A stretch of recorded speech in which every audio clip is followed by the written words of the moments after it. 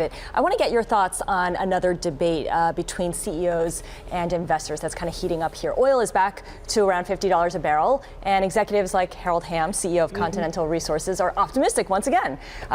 Here's what Hamm said when he spoke with Alex Steele earlier this month. Take a listen. I believe that this price below 50 is very short-lived. We're seeing it above 50, and I think it's sustainable above 50. We're seeing inventories come crashing down, coming down faster than they have over the last 2 years. Jim, this month you announced a short on Continental, along with a handful of other shale producers. Yeah. It's no surprise that drillers are always increasing their debt to fund these projects. What makes this time different? Why now? Well, I mean, we've been negative on this space for a while, on and off, for basically the last 5 years. And the problem is the structure of the E&P space, the frackers in the U.S. And they are really dependent, they're creatures of the capital markets.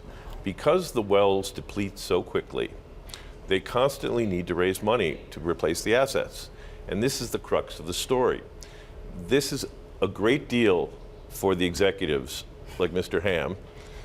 This is a great deal for the financiers on Wall Street to finance these companies. It's been a really, really crummy deal for the shareholders of these companies.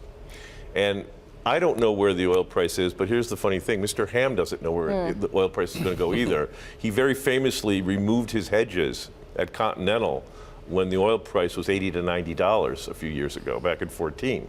So, I mean, he's an oil patch guy, and he doesn't know. So the problem is you have to look at these things based on where the oil prices are now. And I want to stress one thing. A company like Continental and other companies like Chesapeake and others, everybody watches WTI. But Continental's case, you have almost half, about 40% of the company is natural gas. And an awful lot of these companies are tied to natural gas. The natural gas price is right near its lows. Right. Yes. You know, so you have to look at the combined aspect of their energy output. But the crux of the story is that the wells deplete faster than they're telling investors.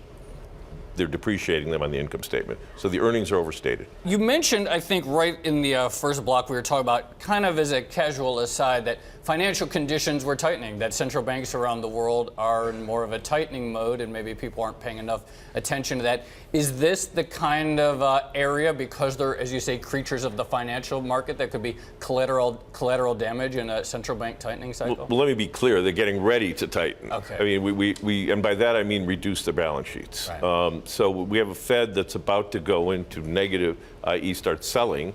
And in the case of the ECB and the Bank of Japan, which are the two big providers of liquidity, some observers think they're going to be moving towards zero toward the end of 18.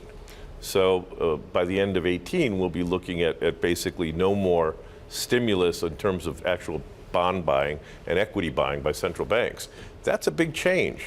That number was 120 billion a month, even more.